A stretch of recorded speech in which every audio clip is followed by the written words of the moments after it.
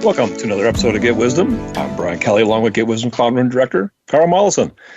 This week, we're going to look at what Creator shares about the divine perspective of near-death experiences. You know, everybody's going to die, Carl, but not everybody gets a near-death experience, so this should be interesting. Well, I've known people who have had a near-death experience. Looking back on my life, I think what I had was a near-life experience because I wasn't really alive for quite a while. I was kind of subdued and suppressed and not much of a free thinker. And it was trying to burst out, but took some doing. And so we all have a variety of ways of experiencing existence. And the near-death encounter and the stories about it from experiencers, I think, are quite valuable. And personally, it was one of the key things that helped with my spiritual awakening, to start believing truly that there's something real about the idea of God and an afterlife. You know, everyone talks about wanting to know the big mystery, is there really a life after death? And people are talking about, they're witnessing of that again and again, and few listen, and that's another story. But we can learn something from these descriptions. Absolutely. I was a young man when I first heard about near-death experiences, probably even my teens, I think. And, I remember just going, oh, yeah, okay, got it. It made perfect sense to me. And yet, I'm still amazed at how you can share this evidence with others and they just, brush it off and dismiss it as if it's fantasy, Well, see, there's a line of demarcation between the believer and the non-believer. Yeah. Non-believers will not just accept something like that at first blush because it doesn't jibe with their beliefs, which are really non-beliefs. It's a belief in non-belief, if you want to get technical, maybe. But it's just as strong many times as the beliefs of someone who really has a strong faith in the Almighty. Atheists get pretty well entrenched in their dogmatic embrace of the unlikelihood of something going on beyond death of the body. Well, yeah, certainly it makes sense that we're going to gravitate to that which reinforces the beliefs we already have, as opposed to something that strongly contradicts what we have, because that's a much bigger undoing. Yes. People tend not to go there. You ask Creator, everyone dies, but not everyone has a near-death experience. Or do they? As the average human has had over 400 lifetimes, perhaps many or most have had such a thing happen at one point or another. Observing that near-death experiences often affect people in profound ways, it would seem that the effect might even carry over to future lifetimes, that the deep subconscious would carry a profound memory or deep emotional impact that makes the near-death experience something more impactful and memorable than death itself in many cases. What is Creator's perspective? How is a near-death experience different? All right, and these are Creator's words. And we're talking about someone whose body dies, their consciousness persists, they have an experience, and they come back into the body, maybe because they're resuscitated in an emergency room or something, and they recall what happened in that interval and where they were, what they were doing, and so on. So here's what Creator says. As one might readily surmise, the first difference in a near-death experience is the continuation in the current incarnation with a return to the body by the spirit in transition, if only partially. This is happening for many reasons.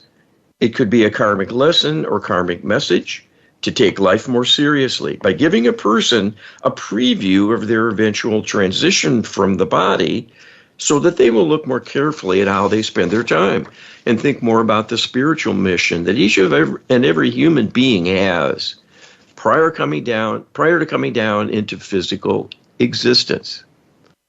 The tragedy of the human dilemma is that being disconnected, you are born with no conscious awareness of your origins or your purpose. This must be learned and to some extent intuited by being open to higher guidance. it can show you where you need to go, if only in baby steps, but it can get the job done in helping people connect to their best career path, to meet key people they are destined to find and spend time with, as with a life partner or a trusted colleague or a mentor, and so on.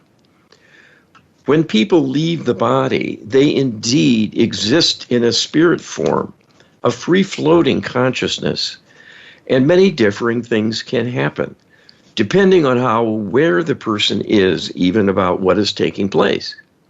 Many do not know they are dead, and their consciousness limps along in an impaired state of confusion and uncertainty, and that can persist because the person is stripped away from their usual manner of experiencing existence, which is through the brain and their conscious awareness. The part of the mind that survives is the intuitive part, and if not engaged with directly and with awareness by the rest of the being during life, that intuitive consciousness, the non-local consciousness, will be unfamiliar with them as who they were. So it is a kind of melding of beings that have a parallel existence unaware of each other's existence, and the sum total composite may be quite ill-equipped to navigate. If the person is revived through resuscitation efforts soon enough, this will effect a return of the spirit to the body, because that is the imperative always, unless the transition has been planned and agreed to, and a desire is in place to continue on with a return to the light. Sometimes that will happen even with resuscitation of the body, after which the body remains in a vegetative state and no consciousness is available to occupy it because it has already returned to the light, that higher part of the soul being who was using the body during actual life. So what is left is but a remnant, a physical shell, much like a conveyance such as an automobile. So it is much like a car crash where the driver is already departed and gone back to heaven, but the automobile, ironically, might still be running, even though not drivable, and a sign of life of some sort, but not a life that matters to anyone any longer. The process of seeing a glimpse of the heavenly realm during the transition and encountering light beings and the intense wave of love associated with the experience is often quite profound for the departing soul compared to perhaps a meager experience while incarnated, even being friendless or in a chronic state of depression and suffering from chronic illness or a depleted state from an unworkable lifestyle or some other limitation. So if one has that experience of truly seeing the light very graphically, directly, and meaningfully, and a decision is made to return to the body, that spirit might bring with it a heightened awareness of the reality of the divine, that something important has happened with great meaning for them and their soul as well, and their entire perspective about life and their existence may well have changed. And that awakening will follow them for the whole rest of their life and be remembered and cherished as a very special window into a higher reality. Near-death experiences are relatively infrequent because most people simply transition fully and the body is unavailable, even if the spirit does not make it into heaven but remains in limbo. And that is a very serious dilemma met by about 1/3 of human beings who are not prepared to return to the higher astral plane because their vibration is so low. Being in a state of disconnection for so long and often not even thinking about the divine realm or the hereafter in the case of unexpected death as through accident or a minor medical procedure that goes wrong and causes the death of the body. Whenever there is a tremendous experience that impacts a person, whether positive or negative, there will be an imprint, a record made and stored for all of time. That will be a springboard for future karma. So anyone having a near-death experience will thereafter, in each incarnation, have a prior awakening moment, they can tune into and see it as inspiration, at least on the level of their deep subconscious mind. So having a near-death experience can be a major milestone on the soul journey, whether it is 10 incarnations or 100 or over 400, as you rightly relate, is the average. They are always beneficial because they represent divine business. However the person came to have the encounter with the light callers, always sent to greet the departed, it will be an important milestone, and the various accounts of what people experience are truly no different than someone in transition, because those experiences can vary considerably depending on the level of awareness of the departing spirit in understanding what is happening. So this is an important learning to be gained from this discussion, that the divine realm is as real as life and death. People are living, breathing embodiments of divine consciousness and take it for granted, and think that the divine realm and a creator of all it is are perhaps only folklore and wishful thinking. In actuality, you are just as great a miracle as the existence of God, even as just a fragment of its existence. But even though you are only a part, it could not exist without the reality of the divine creating that opportunity for you to bear witness. Well, a statement that I would put an underscore under is Creator says that people with a near-death experience are truly no different than someone in transition. So this is real transition. Death is transition, and somebody who has a near-death experience has died, at least for a period of time. And when they come back, their testimony is a valid witness testimony of what happens when you die. We're getting it straight from Creator on that one. Absolutely. And the variations are variations because of the differing kinds of awareness, level of understanding, and the perspective, emotional and karmic, all the preparation or lack of preparation to make the passage a smooth and seamless and joyous one, or maybe very vague and uncertain, very fog-filled and poorly understood, and maybe very tentative and slow, and maybe only a hint of something beyond, maybe a faint light in the distance, and that's all they get to see. Yep. But it's still reflecting where they're going.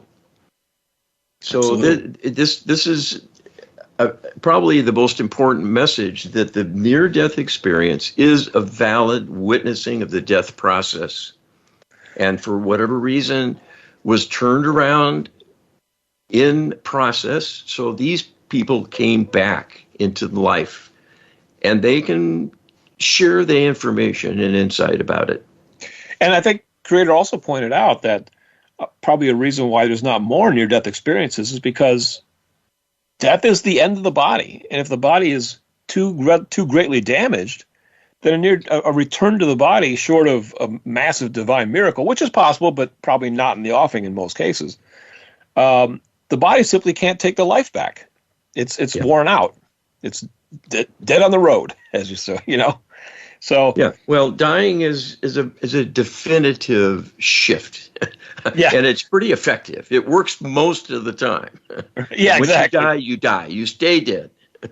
So it's really the only those relatively rare circumstances where the body can still hang on to life and still, continue on, that a near-death experience becomes possible. You ask Creator, some avowed atheists have had near-death experiences. Some have their perspectives and outlooks altered, and others dismiss it as hallucination and therefore not real. Are those atheists having a near-death experience that is positive and even involving divine interaction beneficiaries of recent past lives that were in greater divine alignment? Is there a danger if they persist too long in this direction of being atheist and secular, that they will be less likely to have a positive near-death or even death experience in future incarnations? And Creator tells us, what you describe is quite possible. That someone who is not spiritual, not a believer in the divine, who has an uneventful or positive near-death experience that actually inspires them to perhaps take a second look at their beliefs, is probably not too far removed from a time when they were in alignment. Human lives are very short, and the current life inevitably, no matter where along the way you might be, is only a few short years in duration and influence compared to the sum total of hundreds of other lifetimes, perhaps many lived in divine alignment with a strong faith in the Almighty. The growing secular movement spreading around the world is taking quite a toll on believers to corrupt them into thinking religion is unnecessary and perhaps more a liability than a benefit. Indeed, making such a choice to willfully become an atheist is truly cutting off your lifeline to the divine that keeps you going, in fact, with life force energy. We turn no one away, so when anyone passes, including atheists, they are always met by light callers to escort them back to the higher astral plane. We know that people who are devout and committed atheists are only in a state of confusion and distortion of thinking and do not judge them. We know there will be a path back to divine alignment for them, so none are turned away.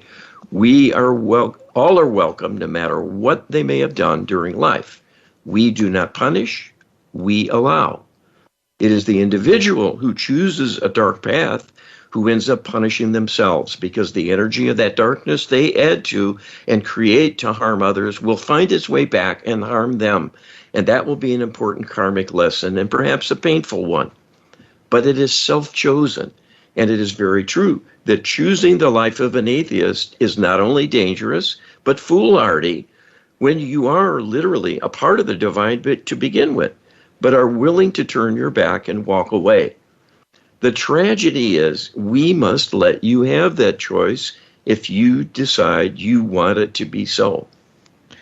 Well, there's certainly a hazard in being an atheist, and but there's good news for the atheist. But don't rest your laurels on that. Creator says we're not here to punish. We'll take you back. And we've had some channeling series members that were atheists that actually reported making a clean transition without being stuck in limbo. So in some rare cases, atheists even make it to heaven without any difficulties at all. But it's probably not the norm, Carl.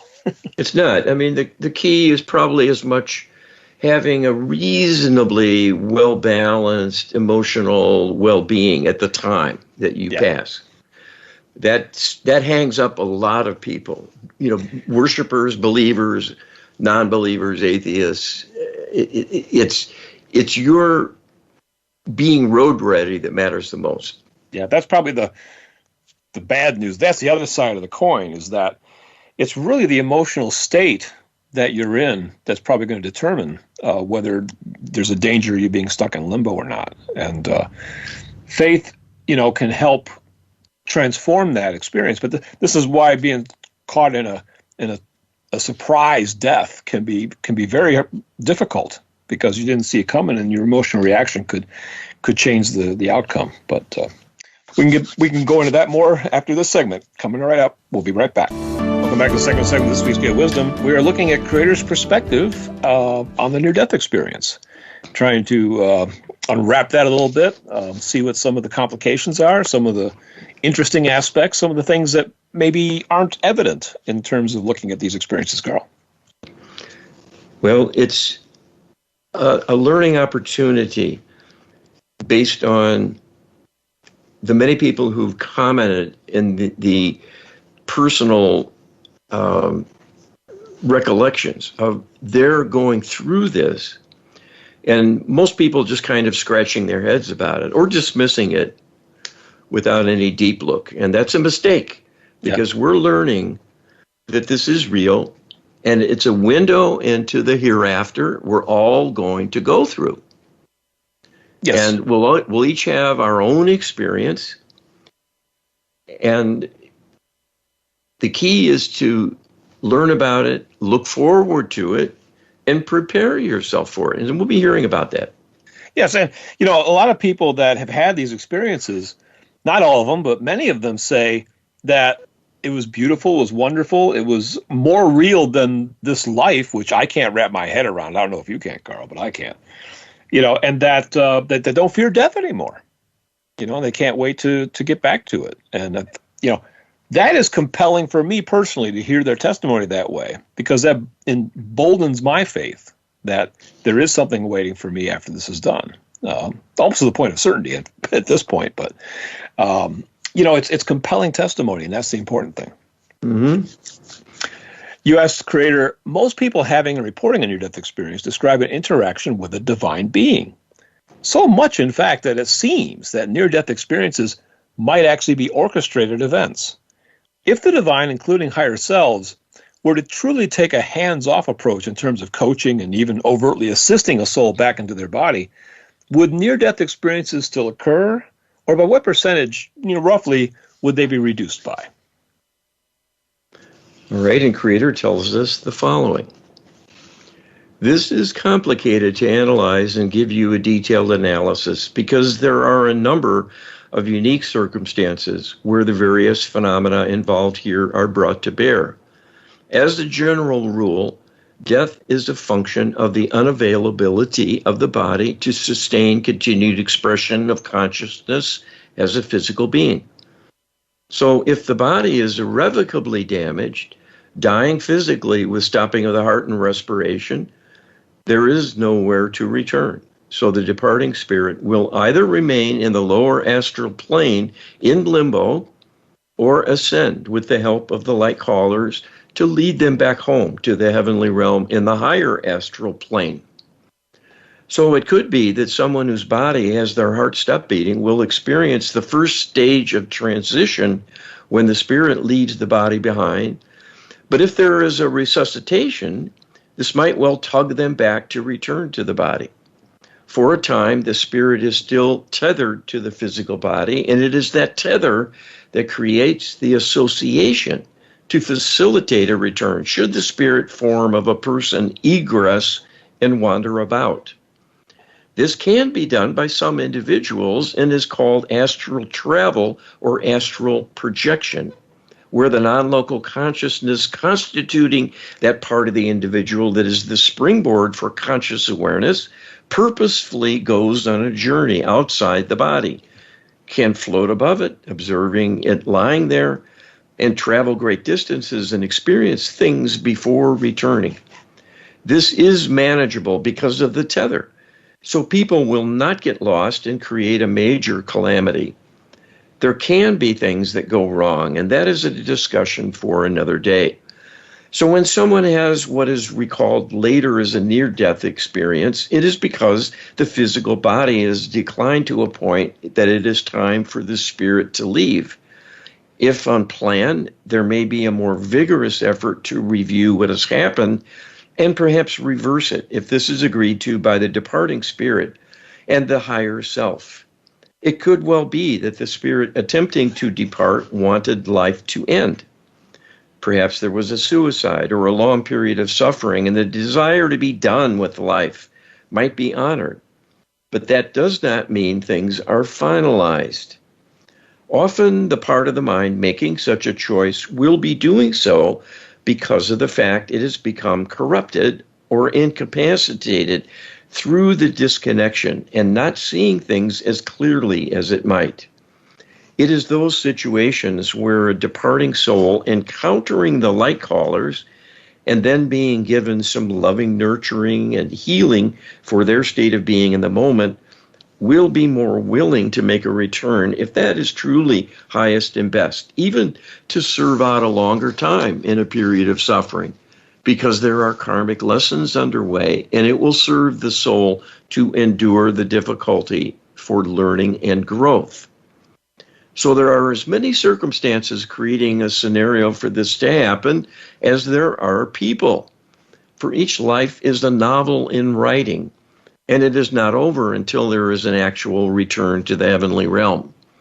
Everything in between is still happening within the earth plane, and if the near-death experience is felt and experienced as a highly negative one, that will result in a significant trauma that will be recorded for all of time in the Akashic records of everything that happens in the universe, the awareness of that will be available to be referenced by the deep subconscious of the person if they have a new incarnation. So your own deep subconscious might well have seen transitions from prior lives that were troubled, and that is a source of fear. It is a common reason for heightened fear of death, because people may have experienced being trapped in limbo and being tormented to the point of extreme torture by dark beings, perhaps going on for many, many years with no let-up.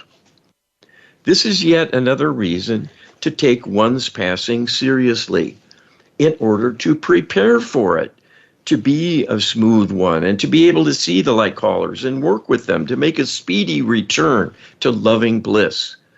That is your birthright. But like everything about incarnating into the physical realm, there are many challenges, many types of negativity you will encounter, and many risks that bad things might happen. All who come down know this and are being courageous to face that in the attempt to help the cause of humanity, even at personal jeopardy of being repeatedly wounded, including a restricted return one day to the divine realm. There are some cases of individuals for whom leaving the body was arranged to happen by the divine realm to create a teaching opportunity. This is always an answer to some yearning of the soul, and in particular, a yearning from the person in the physical wanting to find their way in a kind of desperation, and the strength of that desire for something, anything, to show them the way, feeling trapped and powerless. A bold move like ending their life only provisionally and giving them a glimpse of what comes after can be just the spark to rekindle their spiritual zeal, to make something of themselves and to be less fearful. One of the worst experiences is one of disconnection, when someone is all on their own with no one to help them, no one to lean on, and with no real understanding or assurance that the world and the universe even are not just empty, and you are living a meager existence as an animal for a brief time, and your life will be snuffed out and end forever. The fear of that disconnection, that meaningless existence, despite being more than that, ironically, is extremely intense and horrific to experience for the love-based being.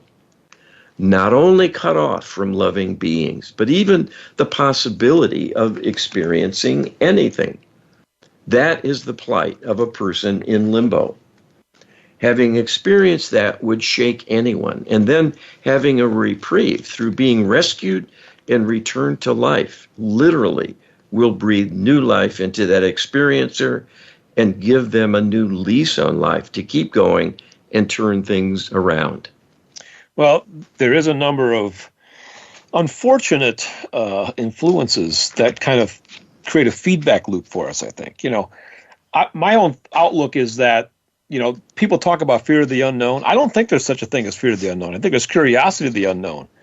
But fear is based on real trauma that occurred somewhere in the past. What people don't realize is that past is many, many past lives. So if you're afraid of death, I would venture to say you're afraid of death for a reason. You just don't know what it is. I've seen this very graphically in doing belief work with people, using DNA theta healing to look what the subconscious is holding in the way of self-limiting beliefs. Some people have the belief, I fear the nothingness. Yeah. Okay, to the average person, especially the atheist, I would gather, I would assume, that means nothing. I fear the nothingness. What? What's to fear? I mean, but that's what it is. It is prior awareness of experiencing being cast into the nothingness on death and having nothing to work with. You have no body, no senses. Right. You can't see, hear, feel, touch. You're alone. You're tumbling in the dark. You don't know where. You don't know. It's suffocating. It's like being buried alive. Yes. And that's the easiest that you can have it. There's worse Right. things that can happen. So this is a profound insight that one needs to anticipate making that transition. And it's not something to be feared. Yeah. You may have inner fears you have to grapple with, and you can get help with that as well. But if you're wanting something good, it can happen. Well, I think an important caveat here, though, is that if you have a deep fear of dying, unfortunately, left untreated, unhealed, that's only going to increase the chances that you're going to end up back in that situation. Yes. So if you have a deep-seated phobia, especially of something like death, you have an opportunity, if you're listening to this program or you know somebody who has this dilemma and you're listening to this program, that you can reach out and do something for them, that healing work can be done to reduce that trauma and reduce and maybe eventually eliminate that fear, in which case the odds of you making a successful, smooth transition go up dramatically. So that's something very important to keep in mind. It's an action item for you listeners. Yes, and we do a lot of spirit rescues for people who have had a physical death, but if we check on them, find they're not yet in the light. They're in limbo. 1 out of 3 people end up in limbo, and there's no way to be sure. That's right. So without us checking, and we can find out from the light what's going on.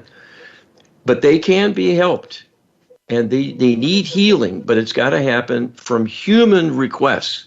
That's kind of the catch. The divine is watching it, but has to have hands off to allow them to have their struggle, because they chose it in some way, not purposefully, but as a consequence of everything they've gone through, maybe at the hands of others, being dragged down a little bit too much.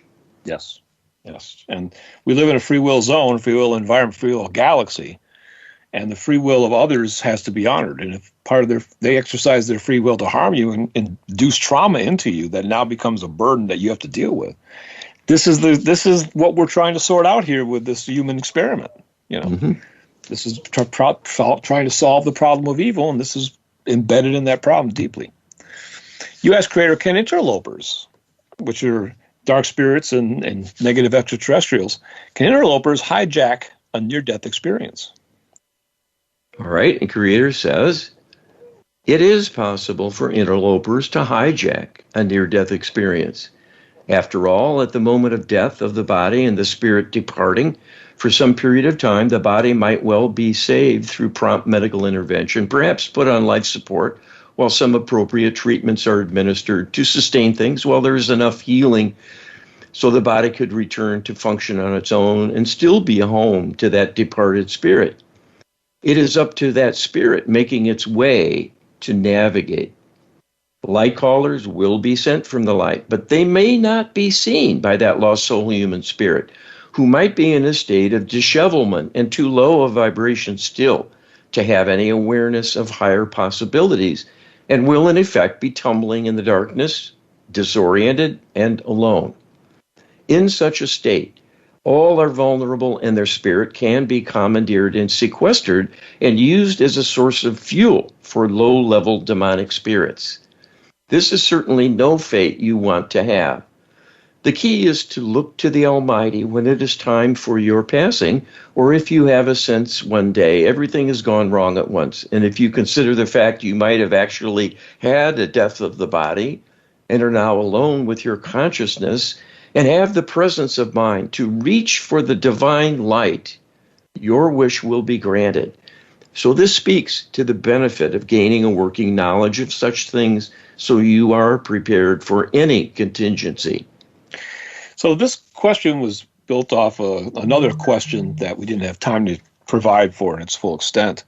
But a number of people that have near-death experiences come back almost like a new person with a new mission, a new lease on life. And then they go on a tear, bringing a message that they believe is from God and, exhorting people to get spiritual or do this or do that, And there was one individual who had a near-death experience and came back with a message that we thought was contrary to what we share with Get Wisdom. So the question was, well, was that near-death hijacked by an interloper? And the answer we got was no, it wasn't.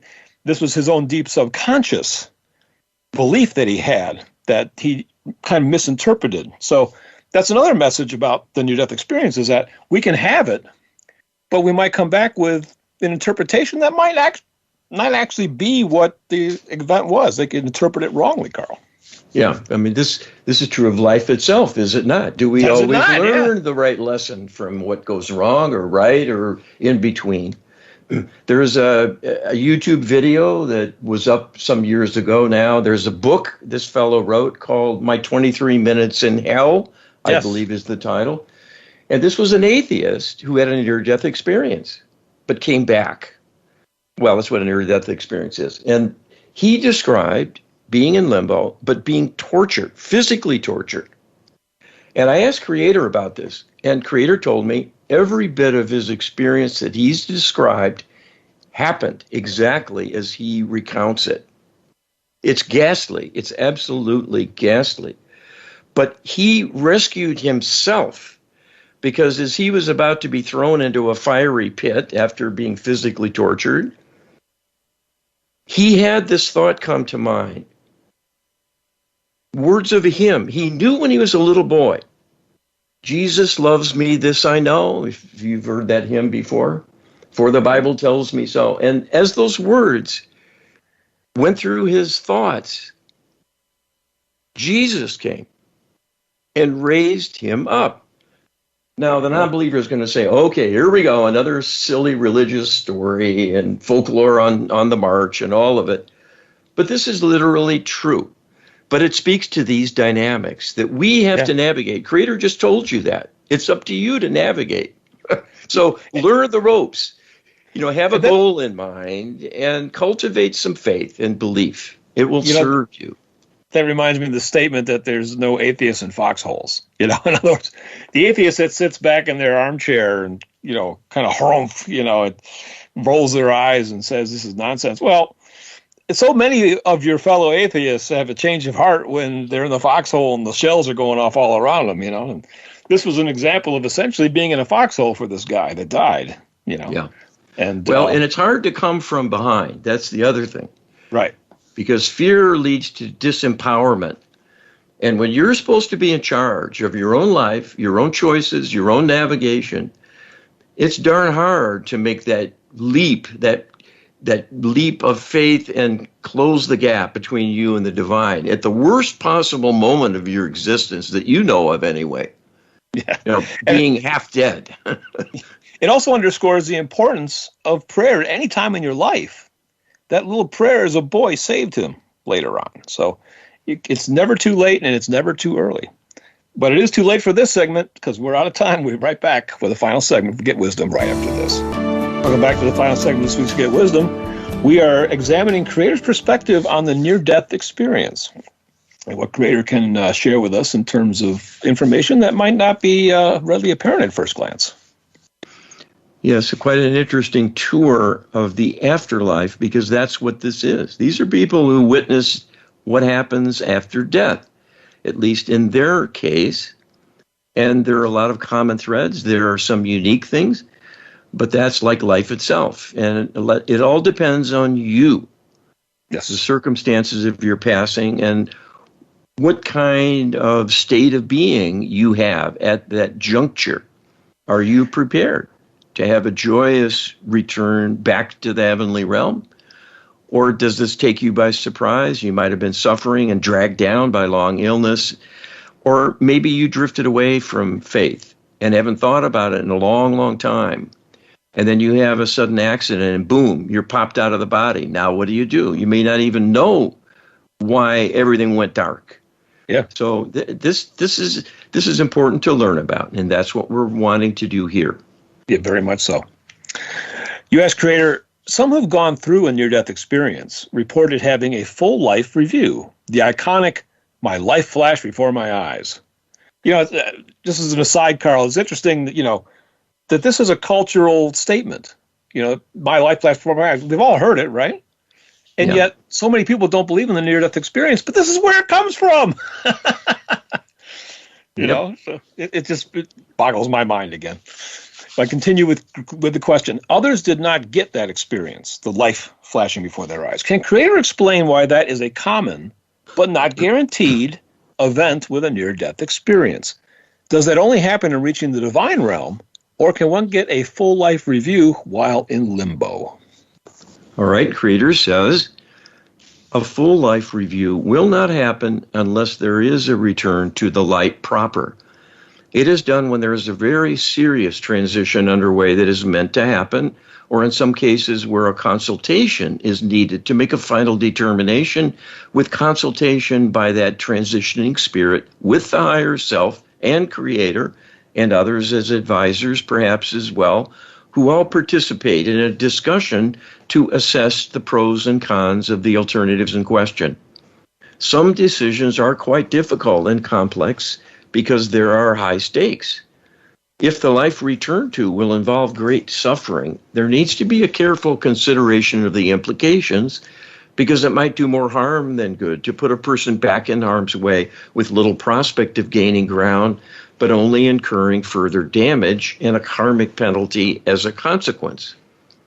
Sometimes it is a question of honoring obligations and duty if vows and promises have been made to others, so that even if a person has a valid reason to exit and something has happened to set that in motion, like an accident, this review will give a person an opportunity to reflect on all the consequences that will ensue if this is indeed the final break with their life. And it might well be that they will decide to return even under more difficult circumstances in order to satisfy a promise made to a loved one, for example. That is the mark of the light being, to be of service with equal vigor to serving the self.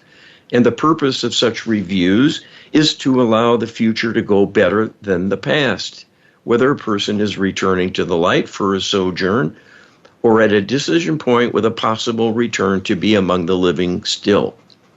So this reckoning process is at a more advanced stage of transition.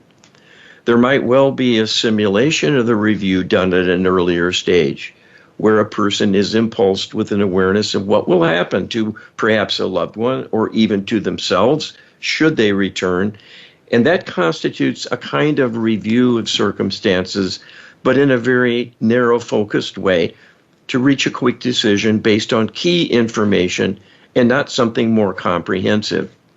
Indeed, the full life review is normally quite extensive because the entirety of the existence is gone through to mine from it as much meaning and significance as is present, and only discernible from the divine perspective in hindsight, to note all the things that went wrong, all the shortcomings that were not surmounted, all of the potential turning points that came along but were not seized and taken advantage of, and so on.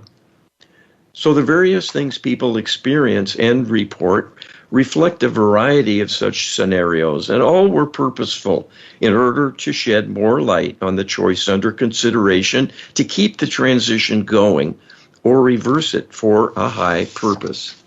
Well, that's an interesting thing that I simply did not know and was curious about, but I'm gratified to get the answer from Creator that if you're going through a full life review, you're in the divine realm. You're not stuck in limbo. That's a very, very interesting piece of information, and I think a gratifying one as well.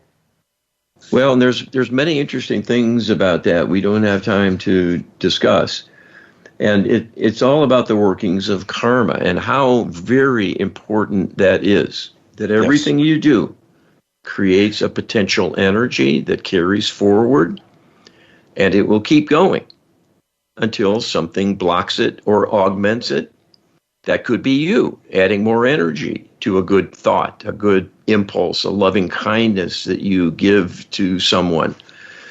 Or it could be something unhealthy, something self-destructive that will continue forward also. And those are the kinds of things that get sorted out in the review. And it's quite profound and important to the learning of the soul as it progresses. Yeah. And that's what this is all about, to learn and grow. And it's not mentioned here, but I just want to quickly throw in that oftentimes in these life reviews, if they're a full life review, not only do you review the life and see the perspective that you had, but you see the perspective of everybody around you. Now, that's an eye-opener.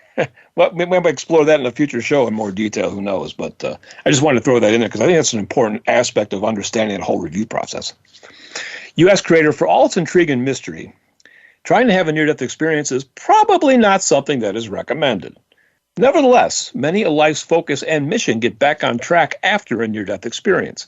How can empowered prayer work and the Lightworker healing protocol give us the benefits of a near-death experience with none of the downsides?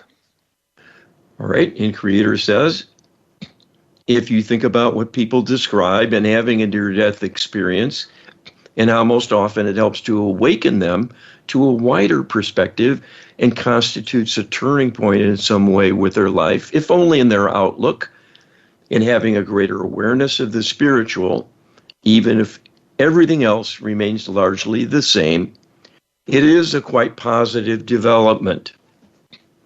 But to be on the borderland of death, or even having crossed over it in order to have such an awakening and an advancement in personal awareness and growth, is a very intense way of doing it that will take a toll in other respects, perhaps causing great consternation, fear, and grief for loved ones who believe the individual in question is dead or about to die and fears the worst. Themselves may have gone through a number of shocking circumstances to set that in motion. And while it can save the day in terms of elevating their perspectives and putting them on a better soul path, it is a high price to pay for that hard-won knowledge and experience. If you think about the fact that all those benefits are achieved the hard way, so to speak, we can tell you that there are better alternatives, always. It is not necessary to go to the brink and even fall over the edge in order to have a greater awareness of the divine and one's place as part of a divine unfolding, and that you have a purpose, and it is important for you to be here, and to see you are worthy of contributing and do have things to offer, even if it only benefits your own soul, but is nonetheless deserved. And maybe why you're here in this incarnation, to work on yourself first and foremost, and not to be a light worker at all, or for all. To go through a dangerous journey, at least seen from human perspective, as we've said, is the hard way to do it. Many times the near-death experience marks a turning point, but a turning point only. It might provide an insight and inspiration that one needs to start doing something differently, but then comes the reality of the hard work that will be needed to turn things around and keep them on a better path. It is important to not have a setback or failing to continue that momentum, to keep moving forward and advancing. Making a conscious choice to do the best you can and to take advantage of these powerful tools for healing and growth, to be in divine alignment as a goal and pursuit, will raise you up, create the best possible life you can have, and will work in every moment they are exercised towards preparing you for your graduation day from life in the physical and ensure a safe return to the light. There you will feel tremendous satisfaction in being victorious through taking on the tough challenge of physical existence. The more you heal yourself and raise yourself up in the doing, the better spokesperson for the divine and inspiration to others you will be, and the greater the impact on the world in helping the divine human free will project prevail. You are in this not only for yourself, but for the greater good of all. It is your participation that can make the difference, as so few others will find their way to these truths. So if you are hearing this message and saying yes, you will be among the exalted who will one day save humanity and the many troubled beings who threaten it and will perish as a result if you do not save them. The choice is always up to you. All we can offer is our encouragement and hope you choose wisely. So we're hoping you're getting the impression that there's a lot at stake, but also a lot that you can and should do, and perhaps even must do at the end of the day, to ensure not only your own future, but the future of all of humanity. And the near-death experience is a profound, very teachable experience, but you don't have to have that to get the same benefits, and that was made clear here, Carl. Well, the way to make a contribution, improve your life, your future, and that of everyone around you, is to work at making better prayers, learning how to do that, and learning to use the Lightworker Healing Protocol, or at least having some work done on yourself and hopefully for your family as well, to be in the program, because it's done on you over and over again. So you get many, many benefits that are lifelong and beyond. This you can get through Get Wisdom. We make these tools available. You can learn how and by visiting our website. And we encourage everyone to take advantage of this. We are being helped by Creator to bring this forward. That's why we're doing this program. This isn't just a self-serving thing so we can hawk our wares. This is divine wisdom we're sharing as best we can, and it's important. Yes. And you can check out those materials at getwisdom.com. You can download the LHP ebook, Light Working Protocol ebook, that explains the LHP, explains how to get training, explains what it can do for you. And you can get that at getwisdom.com/LHP, getwisdom.com/LHP. While you're at it, get our book on empowered prayer, which is very, very important, because a lot of people pray, but they're not praying in the most effective way. And when you're praying effectively with the best approach, you can get exponentially increased results. That sounds amazing, and it is. That's why we want you to check it out at getwisdom.com/prayer, getwisdom.com/prayer. Get those 2 books today. Visit us at getwisdom.com. There's so much more after that, but we don't have time to go into it now. Thanks, everybody, for listening, and we'll see you next week. All right, be well.